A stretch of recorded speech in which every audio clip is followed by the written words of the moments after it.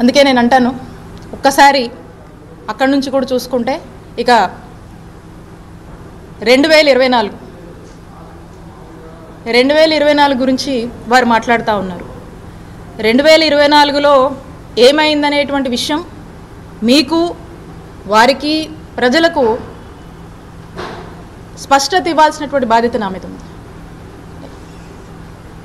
అయితే 2024లో ఇక్కడ 2019లో నేను పోటీ చేసి ఎప్పుడు వైఎస్ఆర్ కాంగ్రెస్ పార్టీ ఇక్కడ గెలవట్లేదు. మా నాయకుడు దీవెనలతో, మా వైఎస్ఆర్ కాంగ్రెస్ పార్టీ కార్యకర్తలు నాయకుల కష్టంతో, ఇక్కడ ఉన్నటువంటి ప్రజల దీవెనతో ఇక్కడ వైఎస్ఆర్ కాంగ్రెస్ పార్టీని గెలిపించుకోవడం జరిగింది మొదటిసారిగా. ఆ తర్వాత పార్టీ అన్నాక పార్టీ యొక్క రాజకీయాల కోసం ఎన్నికల వ్యూహంలో భాగంగా పార్టీలు అన్నాక రకరకాల వ్యూహాలు ఉంటాయి.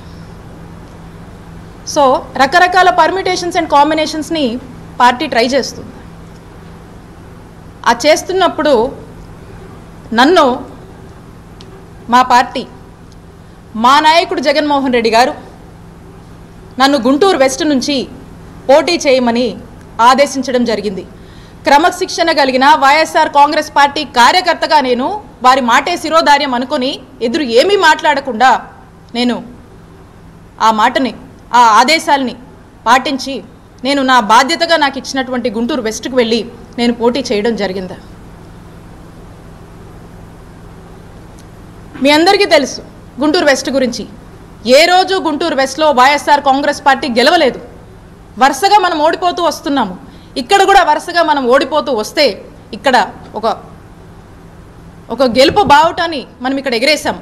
అక్కడ కూడా గుంటూరు వెస్ట్ని ఎలాగైనా సరే పార్టీని స్ట్రెంథెన్ చేయాలి, అక్కడ కూడా మనం గెలుపు కైవసం చేసుకోవాలనే ఒక ఆలోచనతో పార్టీ ఏదైతే ఆదేశించిందో ఆ యొక్క బాధ్యత మీద నేను గుంటూరు వెస్ట్కి నేను వెళ్ళి పోటీ చేయడం జరిగింది. ఇక్కడ నా మనసులో బాధ అనిపిస్తూ ఉండేది. ఎందుకంటే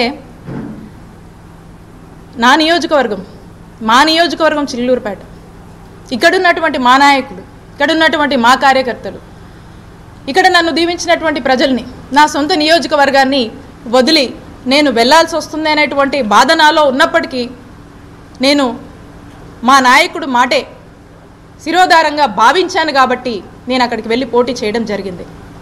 అయితే ఇన్ జనరల్గా మనం అనుకుంటూ ఉంటాం కదా, ఏదైనా మంచి జరిగితే మన అదృష్టమని, ఇంకోలా ఉంటే ఏదో మన దురదృష్టమని.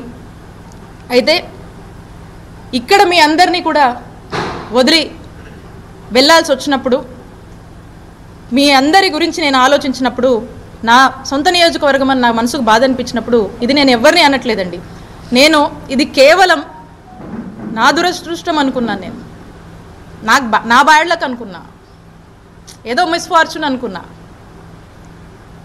అయినా మా నాయకుడు జగనన్న మాటే నాకు వేదంగా నేను భావించి నేను అక్కడికి వెళ్ళి పోటీ చేయడం జరిగింది. పదే పదే రాజశేఖర్ గారు అంటున్నారు, అన్ని వేలతో ఓడిపోయింది, ఇన్ని వేలతో ఓడిపోయిందని. గెలుపు ఓటముల గురించి మీరు మాట్లాడుతున్నారా రాజశేఖర్ గారు? చెప్పండి. అయితే గెలుపు ఓటం అనేది సహజం. నేను గర్వంగా చెప్తా ఉన్నా, మేము 2019లో అధికారంలోకి వచ్చాక మంచి చేసి మేము ఓడిపోయాం. ప్రజలకు మంచి చేసి మేము ఓడిపోయాం. టెక్నికల్గా మాట్లాడితే రకరకాల కారణాలు ఉన్నాయి, అదో ఇదో ఏదో అని మనం అనొచ్చు. బట్ ఎవిడెన్సెస్ లేవు కాబట్టి నేను అది చెప్పలేను. కాబట్టి మంచి చేసి మేము ఓడిపోయామని మేము గర్వంగానే చెప్పుకుంటాం. ఆ తర్వాత మా నాయకుడు జగన్మోహన్ రెడ్డి గారు మళ్ళా మాట్లాడి మళ్ళా తిరిగి నా సొంత నియోజకవర్గానికి, మా చిలకలూరుపేట నియోజకవర్గానికి నన్ను పంపిస్తున్నానని ఆదేశాలు ఇవ్వడం జరిగింది. నేను మా నాయకుడు ఆ రోజు చెప్పిన మాట నేను కాదనలేదు, ఈరోజు చెప్పినటువంటి మాటలకు కూడా కట్టుబడి నేను నా నియోజకవర్గానికి వస్తున్నందుకు నేను సంతోషించాను. ఇక్కడ ప్రజలకి, ఇక్కడ ఉన్నటువంటి మా నాయకుల్ని, ఇక్కడ ఉన్నటువంటి మా కార్యకర్తల్ని రిప్రజెంట్ చేస్తున్నందుకు, చేసే అవకాశం నాకు దొరికినందుకు నా అదృష్టంగా భావిస్తాను. మా నాయకుడు ఏం